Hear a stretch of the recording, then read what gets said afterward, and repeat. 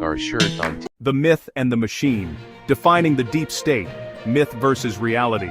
These are the two sides of a difficult coin. People often use the words deep state to describe a powerful, hidden group within the government. This idea suggests that officials who are not elected by the people are secretly in charge of the country.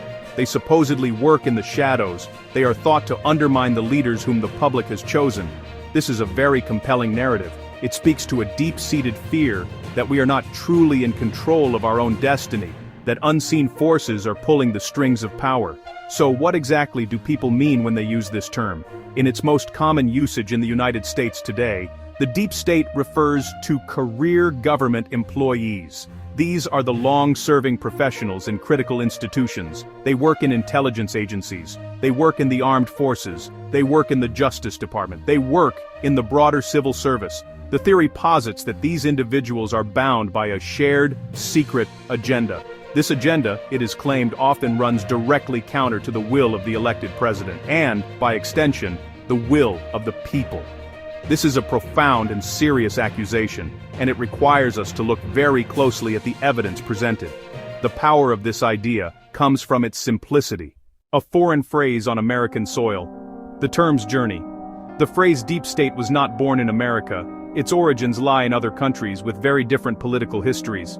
The term, or derin devlet in its original Turkish, was first used to describe real and powerful networks within the Turkish state. In Turkey, elements of the military intelligence services judiciary sometimes operated outside of democratic control. These groups engaged in covert actions, manipulated political outcomes, and even orchestrated coups. They held power deeper than the elected government. From Turkey, the term spread abroad.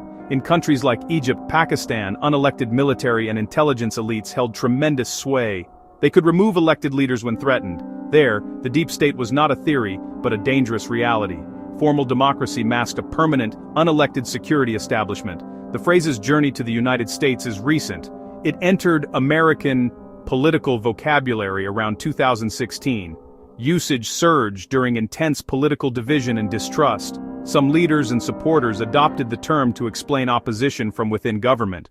One of the central problems is that it often mistakes normal bureaucratic friction for a sinister conspiracy. The United States federal government is an enormous and incredibly complex organization. It is composed of millions of employees working across hundreds of departments and agencies, each with its own rules, each with its own culture, each with its own legal mandates. Things move slowly. There is red tape. Different agencies can have competing priorities. A policy initiative from the White House must pass through numerous layers of legal review, logistical planning, implementation, all of which takes time and can face legitimate roadblocks. This is not proof of a secret plot. It is the inherent nature of a large, rule-bound bureaucracy. Furthermore, the vast majority of career civil servants are non-partisan professionals. They are hired through competitive, merit-based processes, not political appointments. Their jobs are to implement the law and keep essential government functions running regardless of which party controls the White House or Congress. Studies of the federal workforce consistently show it does not act as a monolithic political bloc. These are individuals. The term deep state has evolved into a powerful political weapon. It can be used by leaders to deflect responsibility and control the public narrative. When a policy fails to achieve its goals or proves unpopular, blaming a shadowy cabal of internal enemies is an effective strategy. It shifts focus away from the policy's merits or the administration's execution. Instead of a debate about substance, the conversation becomes about loyalty and treason. Leaders sidestep accountability and create an external scapegoat for failures. This rhetoric delegitimizes opposition and criticism. Journalists publishing unflattering stories based on anonymous sources, inspectors general releasing critical reports can both be dismissed as agents of the deep state that preemptively discredits information meant to hold power accountable. It encourages supporters to distrust negative news about their leader. Framing all criticism as a coordinated attack creates an information bubble where only official narratives are trusted, undermining the free press. The deep state theory became a central theme in American political discourse. Numerous events were cited as proof of its existence. For example, investigations into foreign interference in the 2016 election were frequently described not as legitimate law enforcement inquiries but as a plot by the deep state to overturn the election result.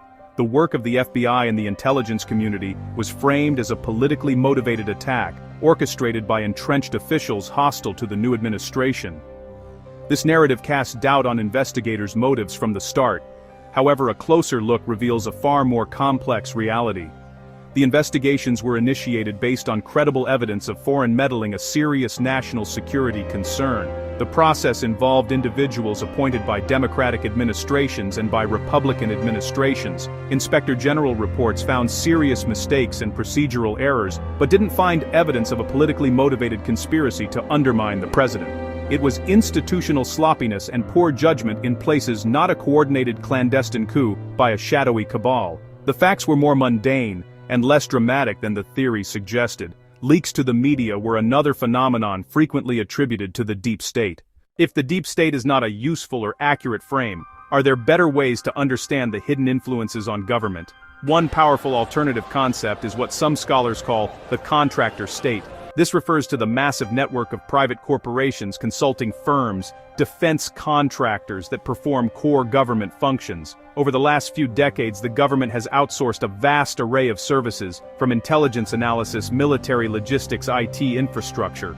These private entities now wield enormous power and influence, often with far less public oversight than traditional government agencies. This contractor state operates in a gray area between the public and private sectors. Large corporations spend billions on lobbying-shaped legislation, secure lucrative government contracts, creating deep and often unseen financial ties with policymakers. Their goals are aligned with their shareholders' profits, not necessarily the public good. In the end, the idea of the deep state is a powerful and seductive narrative. It provides a simple answer to complex questions and a single villain for a wide range of political frustrations. But as we have seen, this narrative often crumbles under scrutiny. It conflates the slow, messy reality of bureaucracy with a coordinated conspiracy. It misrepresents the professional, non-partisan work of most civil servants, and it can be weaponized as a political tool to deflect blame, discredit critics, and dangerously erode public trust in the institutions meant to protect democracy. So, what should we do when we encounter this powerful phrase? The first and most important step is to demand clear evidence. Ask who is making the claim and what specific facts they present to support it. Is there verifiable proof of a secret, coordinated plot, or are we simply seeing the normal friction of government at work? We must train ourselves to be critical consumers of information and distinguish between a compelling story and documented reality. Learn how our government actually functions.